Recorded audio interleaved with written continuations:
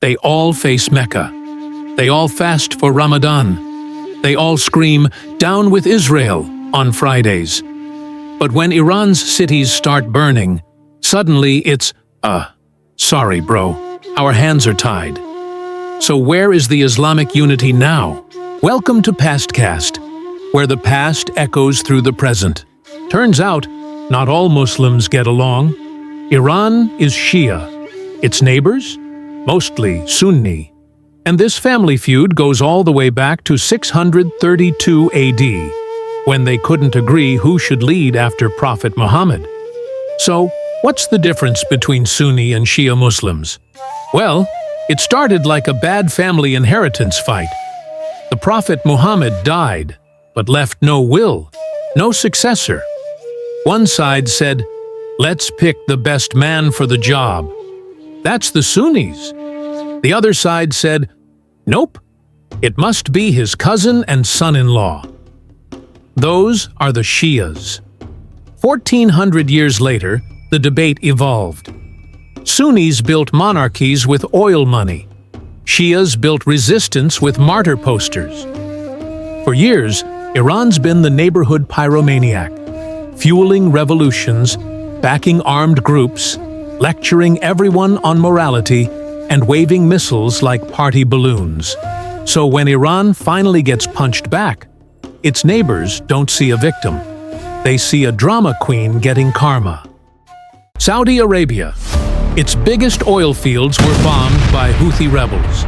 You know, Iran's angry little cousins from Yemen. Every time the Houthis sneeze, Aramco stocks shiver. Iran sees Saudi as the US's favorite puppet.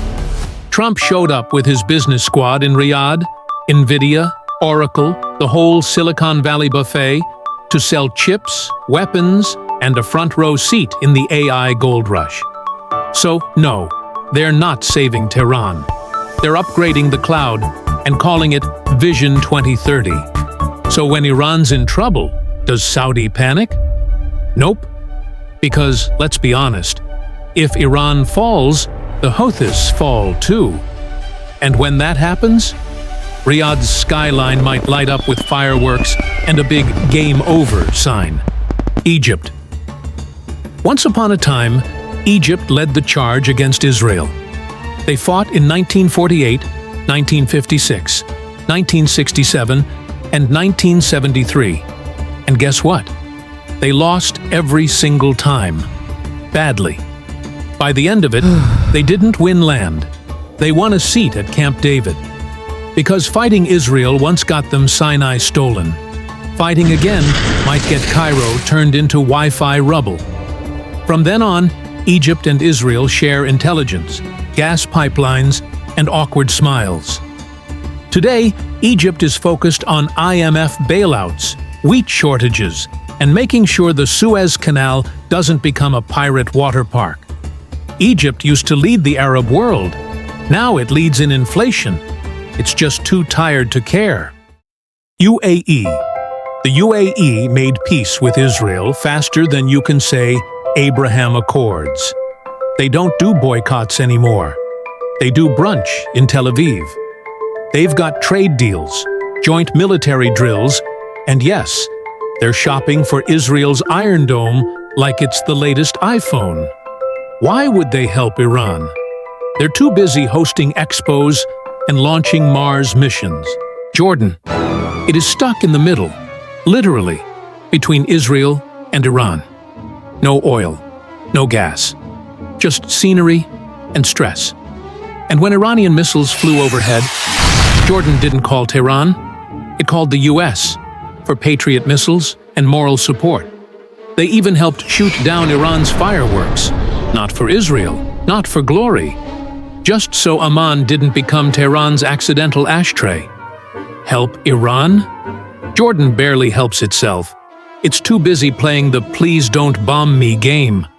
Bahrain. It used to chant "Free Palestine." Now it chants "Free Wi-Fi in Tel Aviv." It signed the Abraham Accords right after the UAE. Peace with Israel? Same. Defense cooperation? Same. Iron Dome shopping list? Copy-pasted. Bahrain doesn't make bold moves. It follows Saudi's lead, borrows UAE's style, and occasionally waves its own flag when someone remembers to iron it. So when Iran starts shouting for help, Bahrain checks the group chat, sees no one replied, and silently puts its phone on airplane mode. Yemen isn't helping Iran. Yemen is Iran's proxy. The Houthis launch missiles, drones, and PR campaigns, mostly at Saudi oil fields. They're Iran's angry little cousins with DIY rocket kits. But if Iran goes down, so do they. So no, they're not sending help. They're just waiting for the Wi-Fi to come back. Dubai doesn't do wars. It does hotels and crypto. It's part of UAE but deserves its own mention because it turned peace with Israel into a lifestyle brand. Help Iran? Only if Iran wants a shopping voucher or VIP nightclub pass. Otherwise, please keep the bombs away from the yachts. Lebanon is Iran's spiritual roommate, mostly because Iran pays the rent through Hezbollah. Saudi Arabia calls Hezbollah a terrorist group. Bahrain banned them. Hezbollah claims to fight for Islam. The rest of the Arab world sees them as Iran's armed Airbnb in Lebanon. But let's be honest, Lebanon today is a pile of bricks pretending to be a government. No fuel, no food, no faith in the system. They couldn't help Iran, even if they wanted to. They're too busy surviving another blackout. Kuwait doesn't do drama. They do money, moderation, and not getting bombed. They're polite to Iran. They're friendly with the West. They're cautious with Israel. Basically, they're the HR department of the Gulf. When Iran called for backup, Kuwait said, "We stand for peace. And also, please don't mess with our oil refineries." Kuwait has no time for wars. They have stocks to manage, portfolios to diversify, and absolutely zero interest in losing any real estate to an airstrike. Afghanistan has its own problems, like figuring out how to govern, not explode, and still avoid Western credit cards. They don't love Iran. They don't love Israel. They barely love themselves. Besides, Afghanistan helping Iran would be like asking a drowning man to save another. Qatar is the Gulf's ultimate double agent. They host the biggest U.S. base in the region, while also playing host to Hamas, the Taliban, and half of FIFA. They act like peace brokers, humanitarian donors, and neutral mediators, until you realize they've hosted more terrorists than Netflix has action movies. So when Iran gets bombed, what does Qatar do? Call for restraint. Then air a 3-part Al Jazeera documentary blaming it on Western imperialism. They don't fight. They don't choose sides. They just profit from everyone else's problems, with a cup of karak in hand. Syria loves Iran. Iran loves Syria. It's a toxic relationship with bombs, debt, and occasional Russian interference. Assad is basically Iran's zombie pet project. Dead inside, still moving, held together by duct tape and drone parts.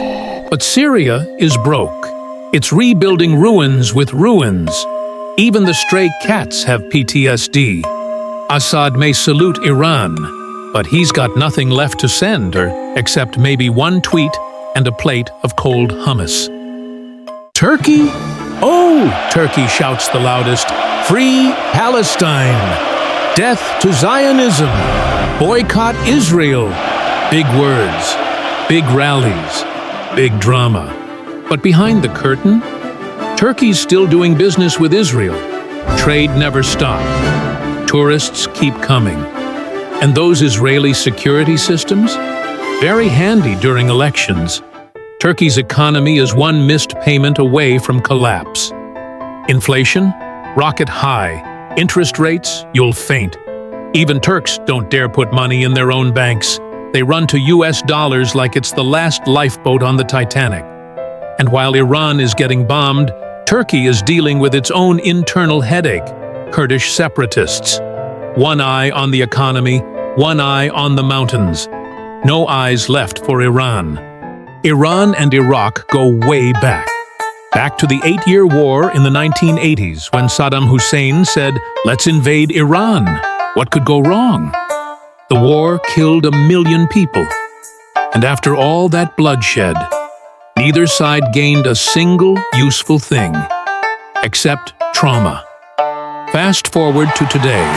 Saddam's gone, thanks to the US. But now Iran is inside Iraq, not with tanks, but with militias. Groups like Kataib Hezbollah and Asaib al-Haq aren't just pro-Iran.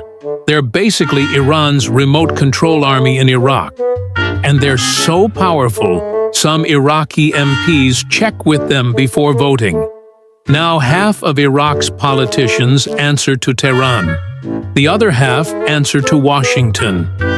The Prime Minister just tries not to get kidnapped. So when Iran cries for help, Iraq freezes. Because no matter which side it picks, a drone might show up with correctional feedback. Oman is like the monk of the Middle East, peaceful, quiet, emotionally unavailable. They don't fight.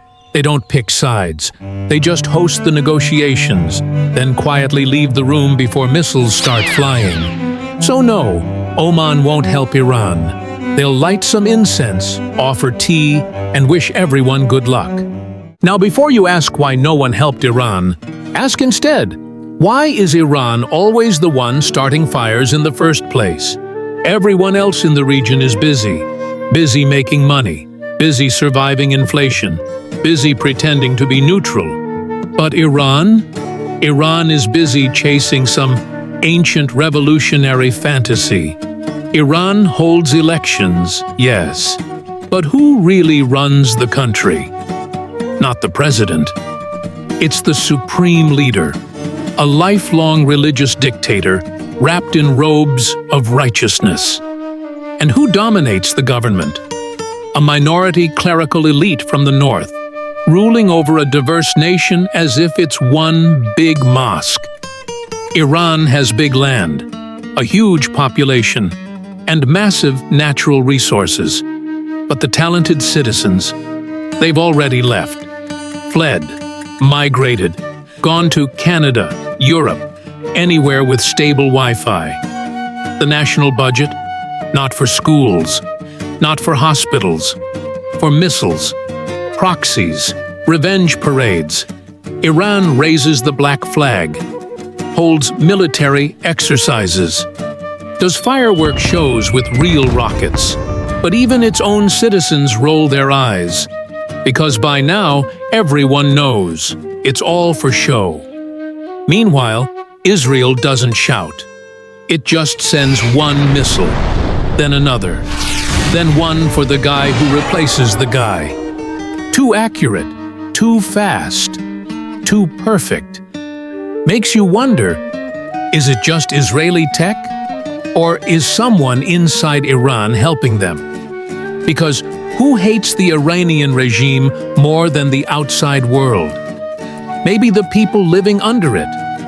So when Iran says, "Where are my brothers?"